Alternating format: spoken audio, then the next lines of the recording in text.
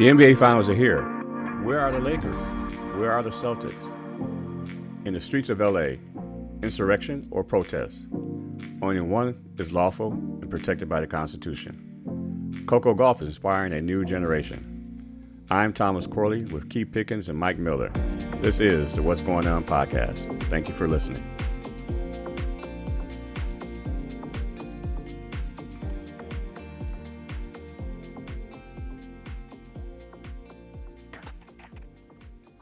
What's going on, Keith?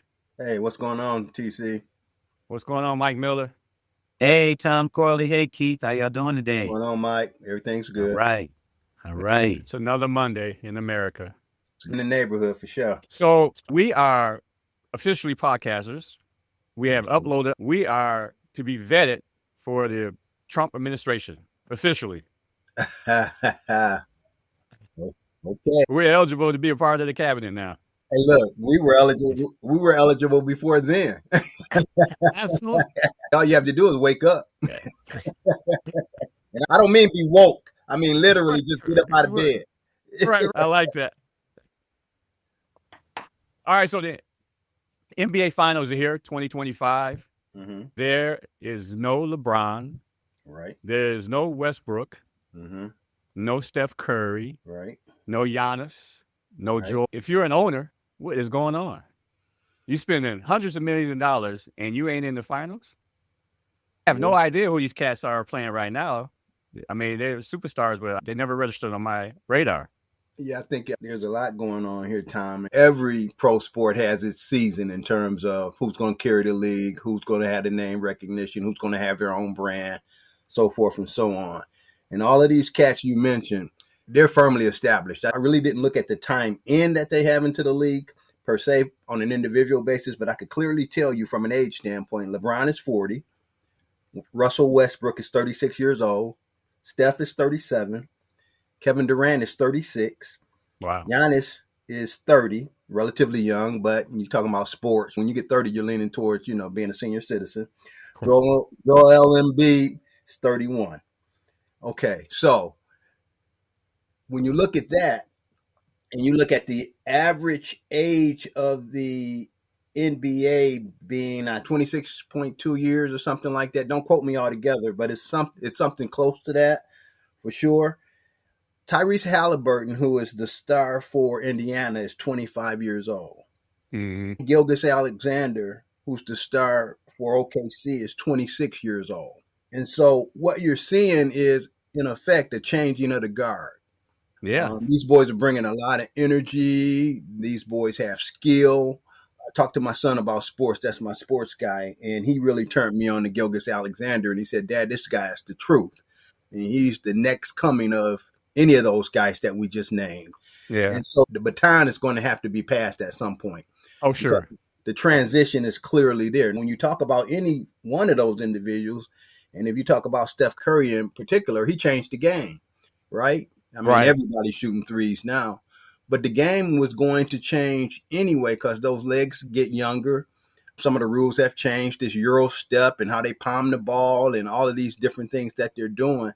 It just makes the game, I guess it's a more offensively minded game. I don't know how many guys really play that really good defense that we're used to seeing, especially being that I'm going to go out on a limb and say we're all Pistons fans. Back in the day, we had those bad boys that were just brutal and they were locked down.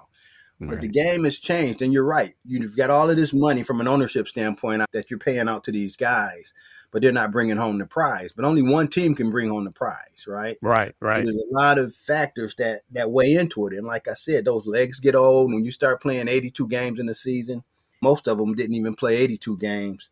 LeBron 70, Russell Westbrook's 75, Steph 70, which they do need a break. I'm not saying that they're not playing a full season, but you get to Kevin Durant, 62 games, Giannis, 67 games, Joel, who can't stay healthy if his life depended on it, in Philadelphia, 19 games.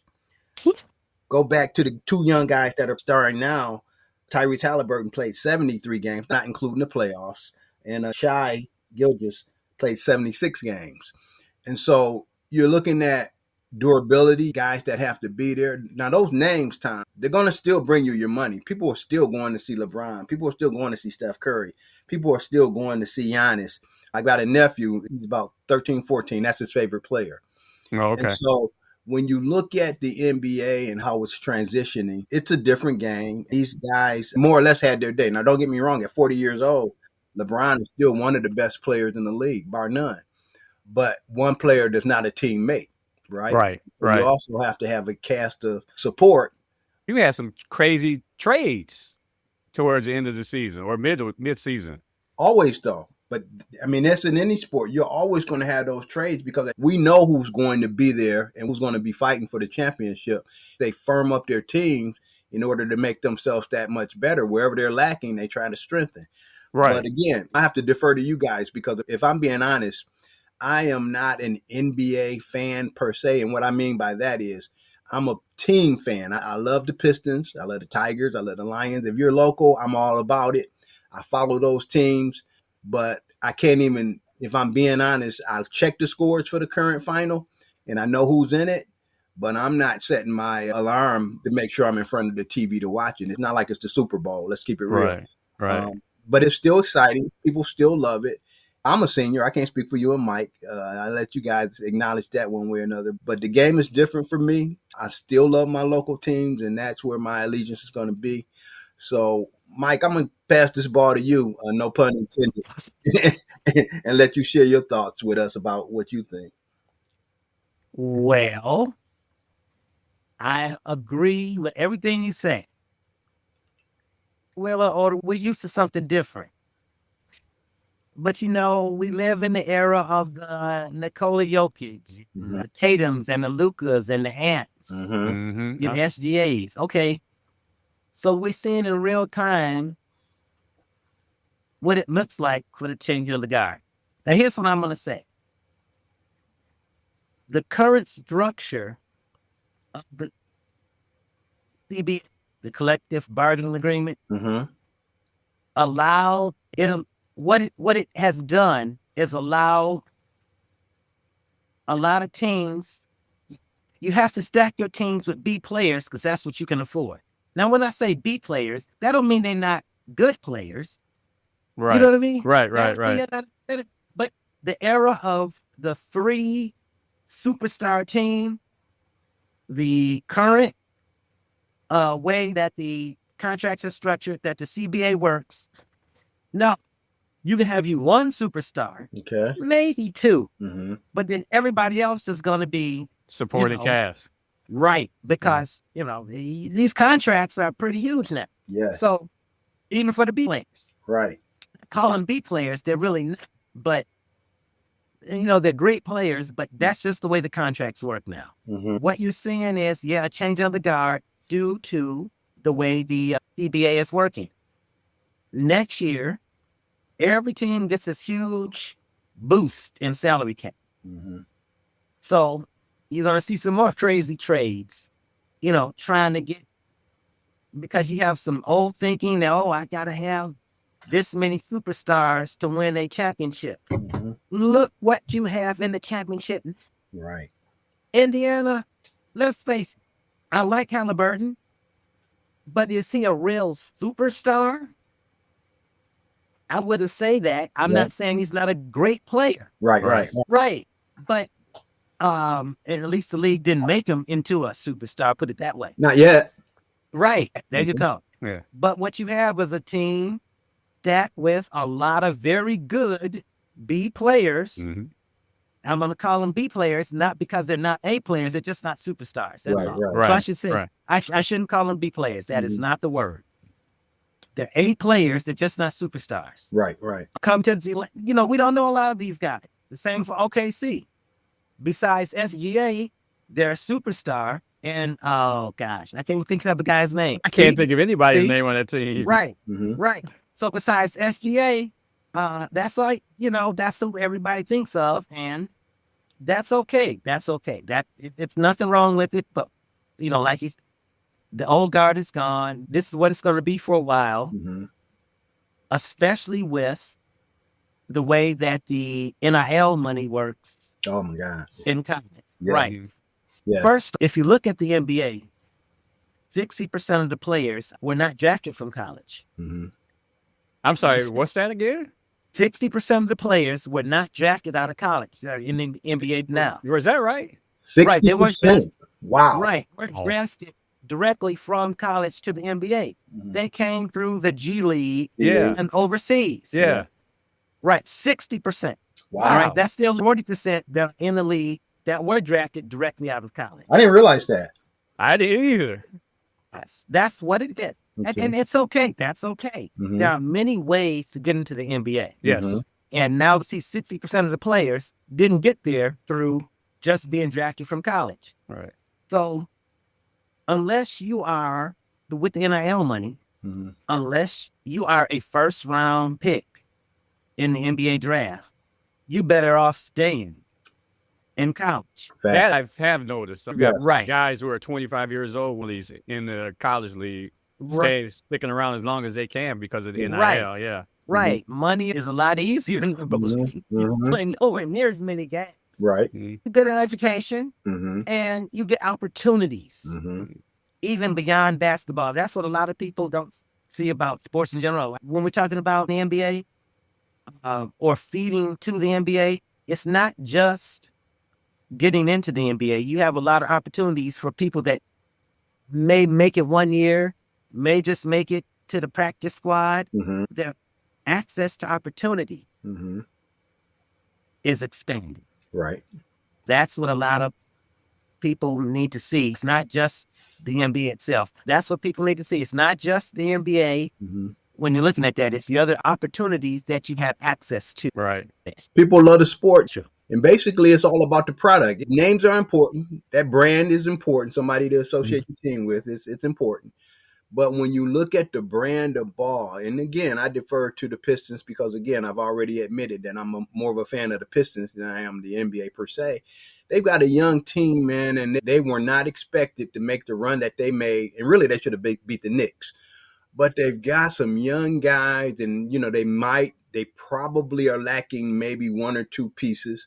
But that being said, I mean, I went to a few games this year, and the stadium was full, particularly during the end of the season. I went to see them play the Knicks, which they won, by the way. And just the brand of basketball is so exciting. And, you have up-and-comers, and they're going to carry the league just from the 60s to the 70s. And, I can go back, but, it does ebb and flow. Sometimes it's a little less exciting, but you're going to have an audience who are excited. I mean, let's face it, for a lot of people in our community, in our culture, the NBA is sexy, right? I mean, it's the place to be. Kids love playing basketball. They love emulating the stars that are there. They know more of these guys than any of us do. Believe me, where we're at a loss, these young guys can call out names and give us stats to back it up. As long as the brand is exciting, as long as it's competitive, as long as there's not one team. In fact, for me, it's more interesting if it's not one team dominating year after year. Yeah. Right. Yeah. Right. So the owners have to figure out, to Mike's point, you got the CBA, how are they going to distribute the monies in a way that's going to bring them basketball that's exciting, but more importantly, basketball that can lead to a championship? There's so much to take into account. Mike, I had almost forgotten, and I don't know how, about NIL. I mean, that's just a whole nother conversation in terms of not really being able to get that talent as fast as you typically would back in the day. You had people going from college, like you said. Some people actually, in Kentucky, I remember in Kentucky, their guards would play 1, maybe 2 years, and they were in the NBA, right? Right. Now they're saying, you know what? I can chill. I can make $1 million, $2 million. There's a softball player, a young lady just got a contract for $2 million for NIL for softball. Right. So if you can get that for softball, which I love softball, by the way, but if you can get that for softball, what can you get for basketball, right? Football. It changes. It could very well water down the talent, Tom. Once you get so many different avenues, it's more competitive, but sometimes your pickings are not as good as what they would have otherwise been, particularly if you're not getting the young kids saying, hey, choose me. Go with it, Mike. I got some food for thought. What if, I know this is a hard accomplishment, but what if LeBron stuck around for one more year and he's not? the Lakers were able, but if the Lakers could get Trae Young, because that's what everybody wants them to do. Everybody wants them to make a move to get Trae Young, but I don't know. That's going to be impossible. Right. I think. Right. But it will possible with Anthony Davis. No, LeBron, Anthony Davis is not there. All right, not Davis. Who's the center there? The guy that came from just right was part of the trades I was talking about. Yeah. Correct. Right. What I'm saying is with that team, you put Trae Young on that team. You know, somebody that could really run. Trey is nice. Really, yeah. Cool. I don't know. I like when we beat up on him, hold him down. I don't think even with the extra money in the salary cap next year, they're going to be able to do it. Because they're going to have to give up somebody. They're going to have to give up too much. Yeah. And I wouldn't trade. He's with Atlanta. I wouldn't trade without getting a whole bunch of something. Yeah. Right. You know. Right. Yeah. What about the young guy that's with Memphis? I can't think of his name off the top of my head. But he can handle the ball. Yeah. Gosh, I can see his face. He's got the braids. Got the braids, right. Yeah. I don't think his contract is up. Okay. You know what I mean? I don't think he's up for a trade. You know what I mean? Okay. Yeah. And they're not going to trade him. Ja Morant. Well, the only reason they might consider trading him is because of everything that comes with him. In terms of he's a great player. He's got absolute upside. But he's attracted to the street and everything the street represents. And he's just had some issues where he just can't be on the court for a full season because he's got too much going on in his personal life. I love the kid, quite frankly, but and he's got skills out of this world. But you know, he's got to really learn to focus on basketball. Right. He's a guy that I think teams would covet if he had his stuff together. They wanted to make him the face of the league at one point. He was that exciting, but he kept getting into trouble. But he can clean that up. Yeah, yeah. All right, I know that you're on top of current events. So we're going to talk about L.A. and what's going on in L.A. So, Mike, you can kick us off with the unrest that's going on in L.A. 3 days. Well, I'm not going to call it unrest. I'm going to call it democracy in action. I like it. Because the Constitution gives us the right to protest peacefully. Which is what was going on until the National Guard was sent in at nobody's request. But how do you get to the freeway, though, in protesting? The one-on-one. How do you get to that point? Again, it wasn't violent. And both the city and the state had it under control and could have dispersed that. But let me back up. I don't even want to go there yet. I'm trying to stay focused. Democracy at work. Yes, democracy is messy. But it works. It's part of the Constitution. Yeah, it can get a little out of hand at times. But again, both the city and the state at that point had it under control. If we don't all, if there's one thing that we can disagree on a lot of stuff. Sure. But there's one thing that everybody in this land agrees on, and that's democracy. Well, at one time, everybody at one time. time. The current administration, I wouldn't say agree on it, but go ahead. Right. No, that's not democracy. You're absolutely correct. We all agree that we have the right to say what we want to say, what we feel is unjust, vote. You know, these are cornerstones of democracy. Habeas corpus is a cornerstone of democracy.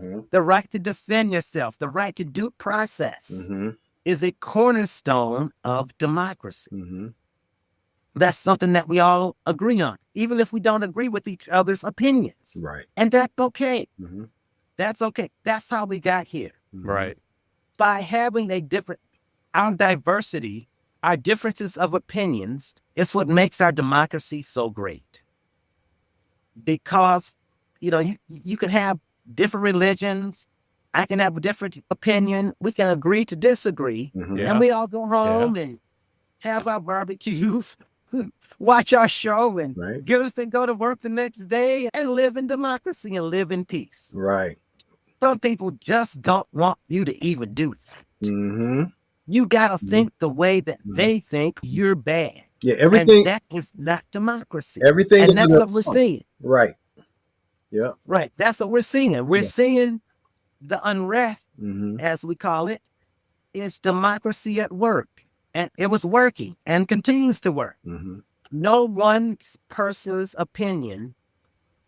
Trump, I don't even want to say that word. No That's pun the- intended. I don't even want to say that word. And I want to say off camera what, but no, no one person's opinion goes over anybody else's. You have your opinion. You're entitled to that opinion. Mm-hmm. I have my opinion. I'm entitled to my opinion. Absolutely. What is going on in California is that the INS has been weaponized Mm-hmm. against a population and going against our democracy, Mm-hmm. even going into courts where people are practicing due process, explaining why they're here Mm-hmm. and, what's going on. No, they're going into court. They don't even want you to explain why you're here. They just want to arrest you and put you out. So people that are doing the right thing are being just summarily removed from our country. And that is what that protest was about. That's not what our Constitution is about. That's not what it said. That's not what the law says. Right, right. Unless there is a warrant for these people's arrest, you cannot just go in and summarily remove them. Mm-hmm. No, that's not how it works. They have a right to due process.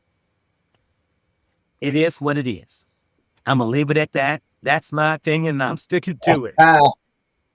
Mike, I'm not sure I can really add too much more to what you've just said so passionately and so eloquently, because you're 100% right. It's really democracy at risk, because you're right. These people are peacefully protesting a policy of the current administration.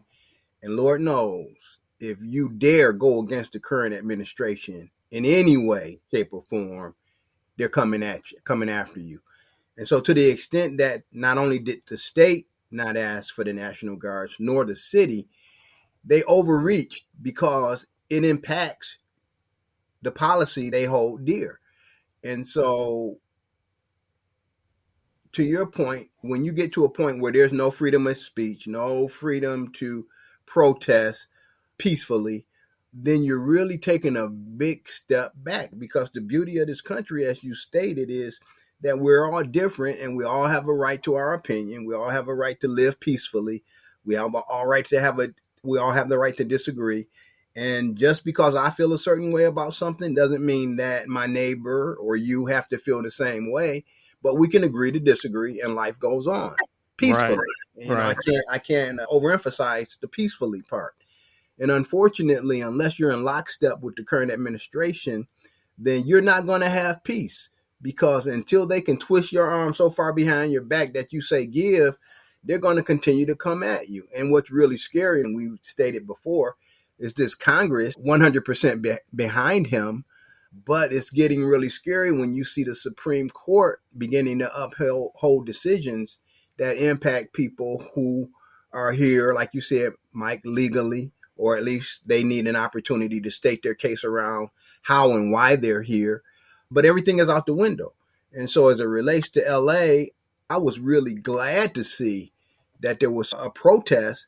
I'm fearful that people will begin to see this as the norm. As long as people go out and protest and express how they feel, we still have a chance. I mean, we're still in the democracy game, because once people just throw their hands up and say, you know what, do what you want whenever you get ready and we'll just go along with it, then we've really lost sight of what we really were, what we really are, and what we should continue to be, a democracy. So go ahead, Mike. Right. So what I see, in continuing with this topic of unrest, what I see is a bunch of immigrants that don't want these other immigrants coming in. Let me say that again so that you understand what I see. Is that spelled hypocrisy? Descendants of immigrants that don't like the other immigrants that are here. These other immigrants were your back of the house. Mm-hmm. Mm-hmm. These are the people that took the low-paying jobs that you didn't want to, that you created, but you don't want to take. You don't want your people to have. Mm-hmm. This is why when you check into a hotel now, you got to check in 4 o'clock instead of 3 o'clock. Mm. And you got to check out at 10 a.m. instead of 11 a.m. Mm-hmm. Because they need those extra hours because Mm-hmm. they don't have help to clean those rooms. Well, and not to mention, they're Right. not just cleaning the rooms. They're saying, hey, Right. depending on Right. how long you stay, it's on Right. you, or we'll Right. come at your request, but don't look for us to come unless you say, No. I want you Right. to come. And so Right. that Right. whole thought process is different. And Right. again, it's around what you said. What you want to do is get rid of immigrants, but you're not keeping in mind that how you got here was through immigration. Thank you. And now the same, divider in chief calls out the National Guard. But he didn't call out the National Guard. And this has been said in the press over and over again. He didn't call out the National Guard on January 6th. Oh, my God.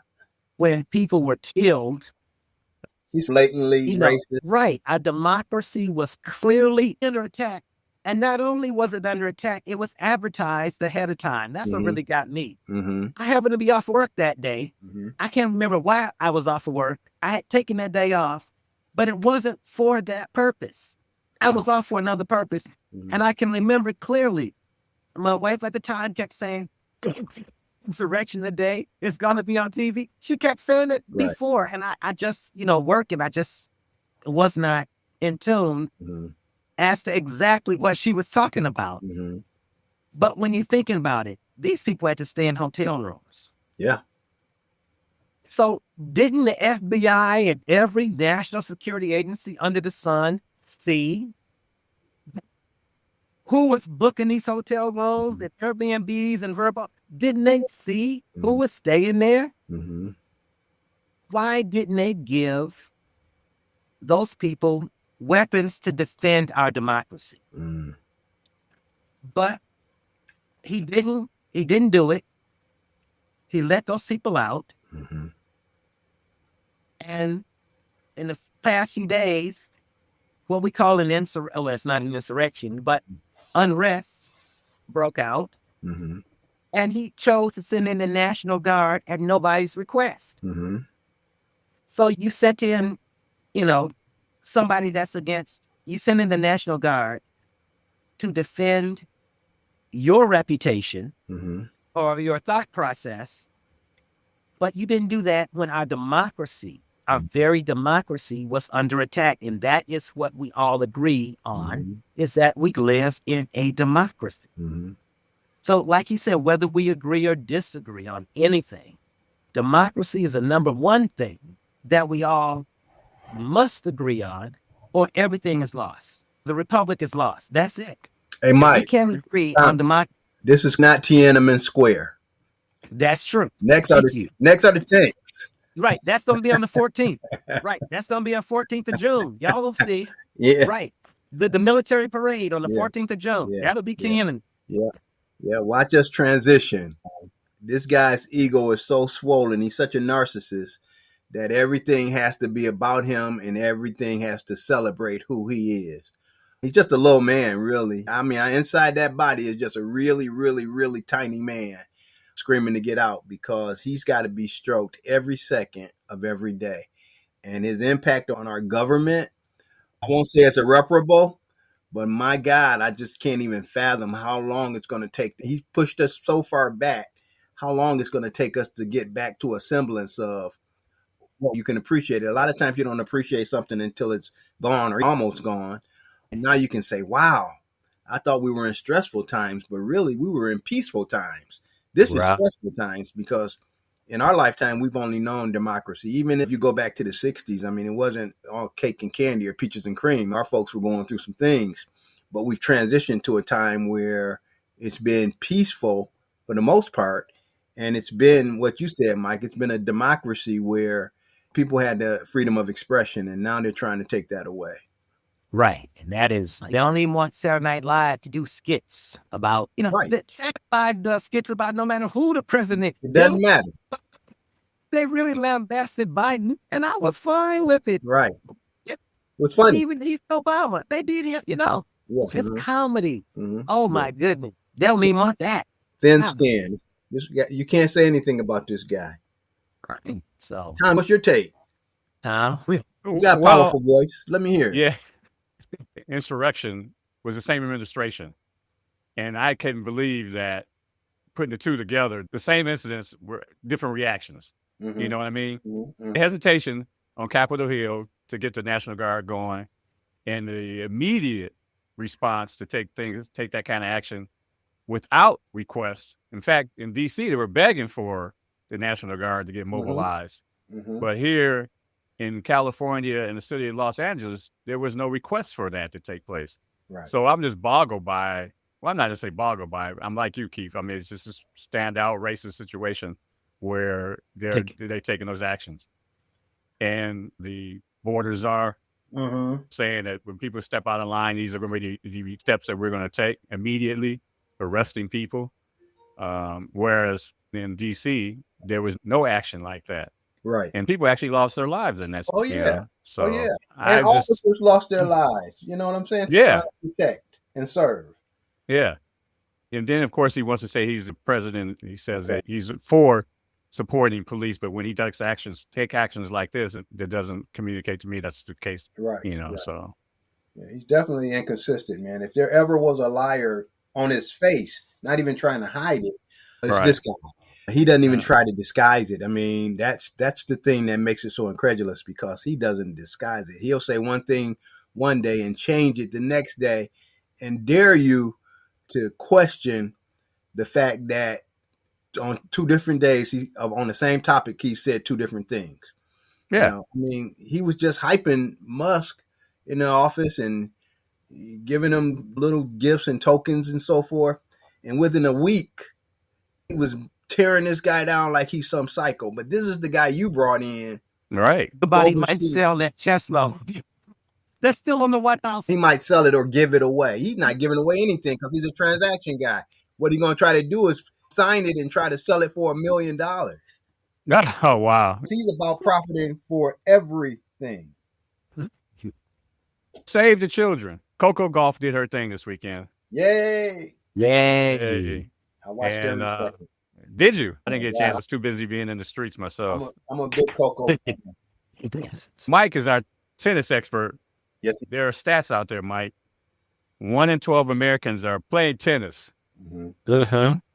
So that's it. There's an increase of players. Now they're saying the estimate in 2024 was 25.7 million people playing tennis. Of course, golf is at 50 million. So what's your thought on sports for kids getting introduced to it? The game of tennis. All you need is a racket, right? I mean, whereas basketball, you need a ball.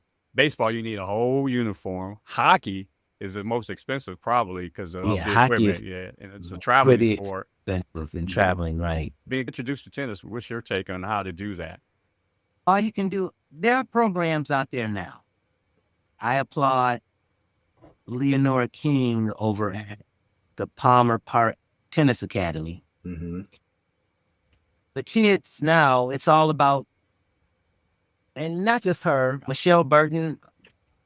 She's the executive director for the Southeast Region USTA. I got a couple of friends, Connie Hill and Anthony Passmore. They coach girls tennis. Anthony over at Castech and Tanya over at Renaissance. And even Robert Hall, he has a program up at the Southfield tennis courts. They being overwhelmed with applications. No, they're not overwhelmed. I'm not going to say they're not overwhelmed, but it is robust. Okay. Palmer Park Tennis Academy is robust. There are others on the east side and different places. But how do you get kids interested? All you can do is offer it. The way we got interested was through school. Baseball, football, tennis, soccer, all these, when we were growing up, the schools were funded for all of these different sports. So that's how many of it, even if you didn't play in high school or junior high, We had DNBP, Detroit Neighborhood Basketball Program. And the different tennis programs when we were growing up. You used to go up to Palmer Park. You couldn't get a court. It wouldn't turn off the lights till 11 o'clock at night. There would be people out there till 11 o'clock at night using those courts. I do remember that. You had to wait to get a court. Well, has the city invested in the new courts? They've upgraded. I remember a time where the grass was growing through the cracks on the tennis courts. Oh, no, they've upgraded. It was a time when a lot of us up at Palmer Park. You ever play at Rouge Park? Yes, I've played at Rouge. Me too. We don't play there anymore. Now, they've replaced the tennis courts since then. Okay. Actually, they've replaced those tennis courts. We don't play there anymore. Now we play over at Comstock Park, the group I played with. Right. Comstock, I play at Palmer Park, and I play at the Southfield Civic Center. And sometimes I go over there to Barkis, over on the east side. They're right off 8 Mile. But the way to get the kids involved is, number one, you're going to have to show videos on the, what do they use? TikTok and whatever their platforms are. So the USTA, what are they doing? And then the state of Michigan, they're a chapter of the USTA. What are they doing? I don't know about the state of Michigan. USTA always have programs. They have kids' days. In fact, I think one just passed. It's a free tennis day where they come out with all the rackets and all the equipment. All the kids got to do is show up. And they have free tennis lessons all day for kids and adults, for that matter. It's one coming up this summer. The church right there on 7 Mile by Schaefer. I can't think of the name of it. They had a park that part of their church grounds, they turned into a park, and they have 2 tennis courts over there. And so they're having family day that the USTA is part of. Giving away rackets, or are they letting kids? Just something to play with, so the kids don't have to bring their own equipment. They have equipment for them. The USTA does various things throughout the spring and summer to help the kids come out, and they don't have to invest in it. And you know what I've noticed? We were over at Van Antwerp Park, and the reason we were there is because our courts at Comstock were being redone. So we're looking for another place to play. So Van Antwerp is behind Bates Academy, which used to be Bobbian Junior High School. Right, okay. Okay, so we go over there. We were there the whole summer. 2 things I noticed. The first thing was, when we were there, when the kids were still in school, how many of them who walked home in that direction would just marvel. Just look at us like, whoa, they had never seen that before. How many black male tennis players were playing tennis and playing well? And they were just looking at us like, whoa, we've never seen this in our neighborhood before. But we didn't think of it. We were just there. We were looking for another court to play at. But to them, that was something. That's critical. Right, that was a thing. That's critical. Some adult came over and they told us, man, we really love y'all being over here. And I'm going, what? It was strange to me. But they said it made them feel like something was going on in their neighborhood. Yeah. And the kids were looking at us, and you could tell how bad they wanted to play, especially this one little girl who just kept walking by. She wasn't even looking where she was walking. She was constantly looking at us the whole time she was walking. And I was going, these are the type of people that we want to reach out to. Absolutely. You know, these kids that you could tell that they want to participate, but they just don't have access. Right. That's kind of what are these associations doing? They're providing access with equipment and everything and providing programs. Funding is always an issue. You know, they only have so much funding, so they go where they can. But they do offer it. So it's up to us as a community, you know, to say, okay, like we were welcomed, like those people welcomed us to their community to play tennis. Right. But they told us, don't be there after dark. Oh my God. There were no lights there, No so lights. we weren't worried about being there after dark. Right. So we played in the middle of the day, shade there, so that was fine. You know, providing the access, and again, that Palmer Park Tennis Academy with Leonora King really does a great job in providing access. And the more people that go up there, they have access to more resources if they had more kids. Right. Right. Not that they don't have kids now, but if they have an even more kid, it could expand to other parks. It doesn't always have to be at Palmer Park. It could be at Van Arentorp. It could be at Comstock. In fact, Comstock is about to undergo a big renovation. The city is going to put some money into that park. Good. Yeah, Mike, you've got a wealth of information. That's your passion. And you introduced some notions that I was unaware of. It's good to know that there are people who are taking time to teach the kids, but also some people are also able to finance or provide financial support by at least providing rackets and balls and a court that's decent. I'm not talking about one without a net or glass broken all over it, but it's really good to know. Sounds like you have a bad memory there, Keith. No, actually, when I was younger, to Mike's point, there were basketball courts. The baseball fields were clean. You could go into the rec center and get a tennis racket or a volleyball. They had everything back then when I was younger. But I did see as time went on, particularly in Detroit, which is where I'm from, how things shifted and how they started to close some of those local parks, or they just didn't have the funding and the upkeep. But one of the things I want to touch on real briefly, and it inspired you to bring this topic to the forefront, is the fact that we've got a representative in Coco Gauff who, and that's a seed planted. And see, one of the things that enable you to dream when you see somebody who looks like you. When Barack Obama became president of the United States, can you imagine how many young black kids started to imagine that possibly they could also sit in that seat one day? So I say that to say this, with Coco not only being consistently good, but winning major tournaments, what they're seeing and what they're saying is, if she can do that, I can do that.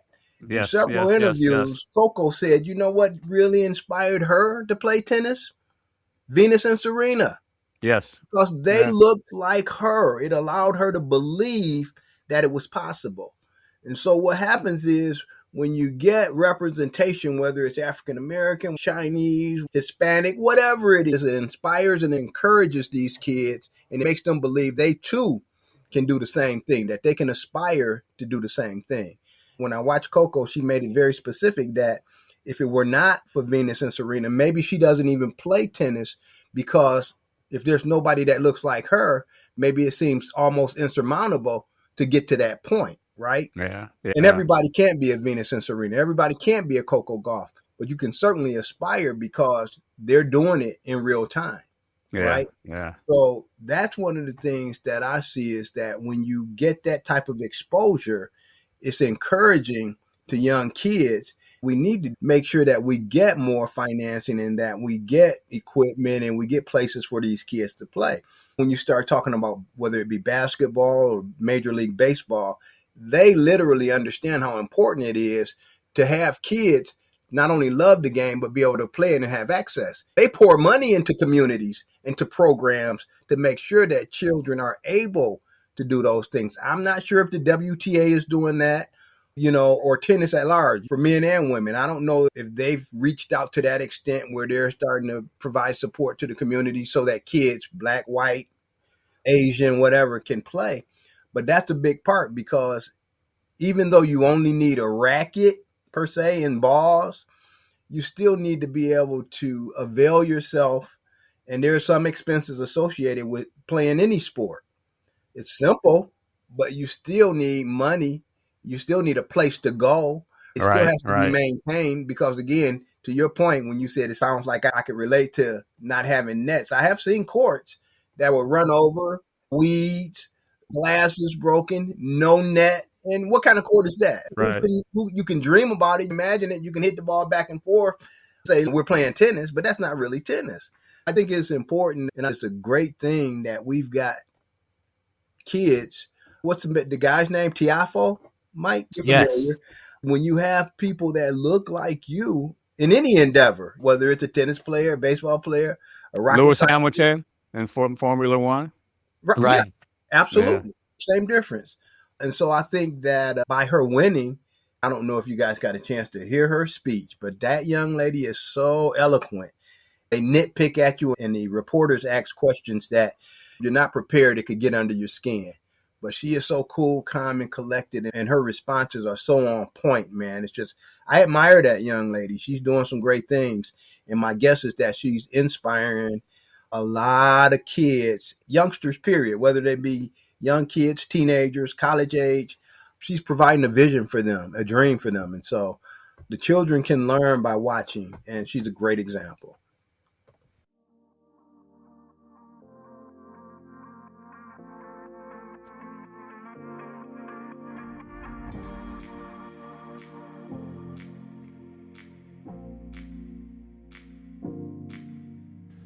To learn more about today's topics, become a subscriber, text us, or become a supporter, go to the show description. That's all the time we've got this week. Thanks for listening. We'll be back next week with the What's Going On podcast.